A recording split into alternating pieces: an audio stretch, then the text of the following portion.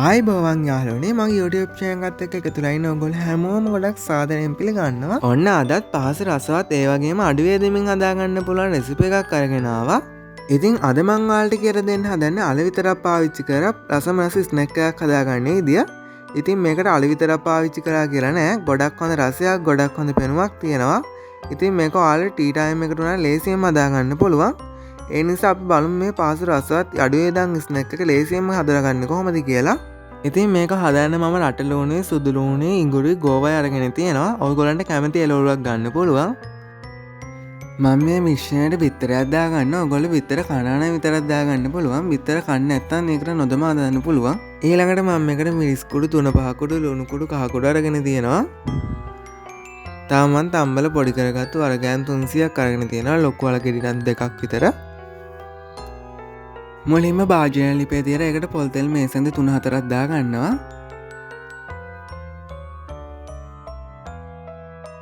ඊළඟට තෙල් ටික රත් වුණාට පස්සේ ඉඟුරුයි සුදු ලුණු ටික දාගන්නවා. ඉඟුරුයි සුදු ලුණු ටික දාලා මේක හොඳට කලවම් කරලා විනාඩි 5ක් විතර බැදෙන්න දෙන්න ඕනේ.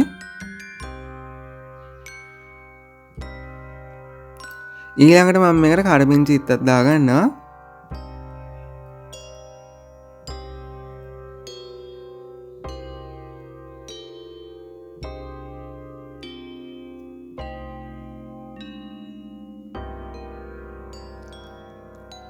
ඉතින් ඒ අතරතුර ඔයාලට මතක් කරන්න පුංචි දෙයක් තියෙනවා. ඔයා මගේ YouTube channel එක තාම subscribe කරලා නැත්නම් දැම්මම subscribe කරන්න කියලා ආදරෙන් ඉල්ලා සිටිනවා. ඔයාගේ subscribe එක අපේ channel එකට ගොඩාක් වැදගත් වෙනවා. ඊළඟට මම මේකට බිත්තරයක් දාගන්නවා.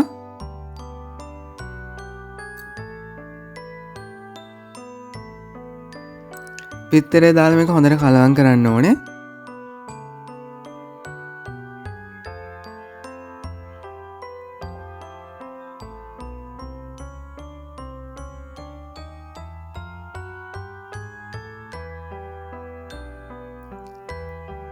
ඊළඟට මම මේකට කපාගත්තු ලුණුයි ගෝවයි ටික දාගන්නවා.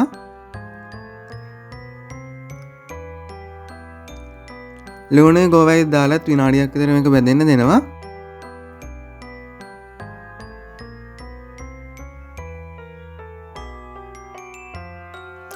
විනාඩියකට විතර පස්සේ මම මේකට 3-5 කුඩුයි, මිරිස් කුඩුයි, ලුණු කුඩුයි, කහ කුඩුයි ටික දාගන්නවා.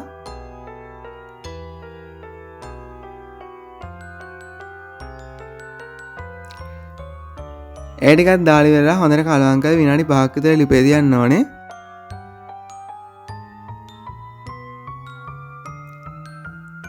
ඉතින් මේ තියෙන විනාඩි 5කට විතර පස්සේ ඊළඟට මම තම්බල පොඩි කරගත්තු අල ටික දාගන්නවා.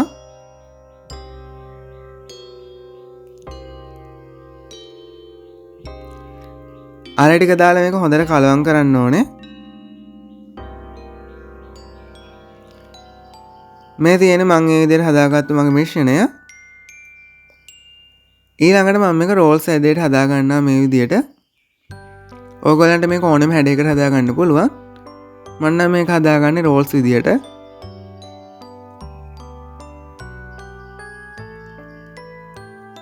ඉතින් මේ තියෙන මම මේ විදිහට හදාගත්තු ඔක්කොම රෝල්ස් ටික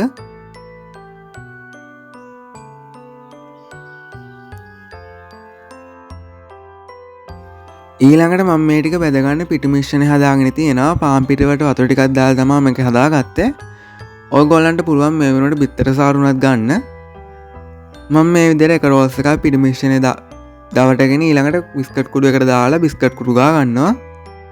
ඉතින් මේ තියෙන මේ විදිහට බිස්කට් කුඩු ගාගත්තු එක මේක එකපාරක් ගාලා මදි. මම මේ විදිහට ආයෙත් මේක පිටු බැට එකට දාලා ආයෙත් පිටු මිශ්‍රණය ගාගෙන මේක බිස්කට් කුඩු එකට දාලා ආයෙත් බිස්කට් කුඩු තවර ගන්නවා.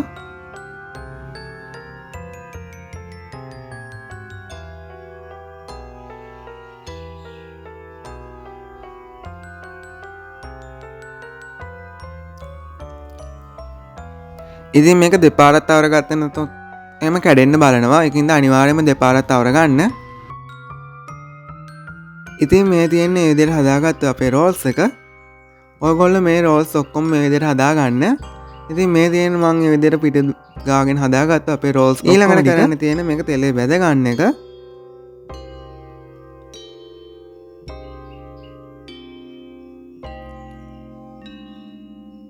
මම මේ විදිහට රෝස් ටික දාලා මේක බැද ගන්නවා.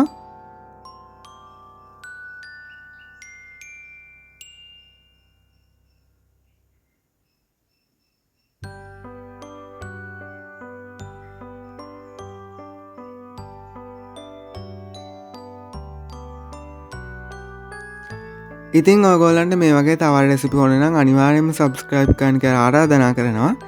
ඒ වගේම ඔයගොල්ලන්ට මේ රෙසිපි ගැන මොකක් හරි කියන්න තියෙනවා නම් අනිවාර්යයෙන්ම කමෙන්ට් එකක් දාලා ලයික් උත් කරන්න.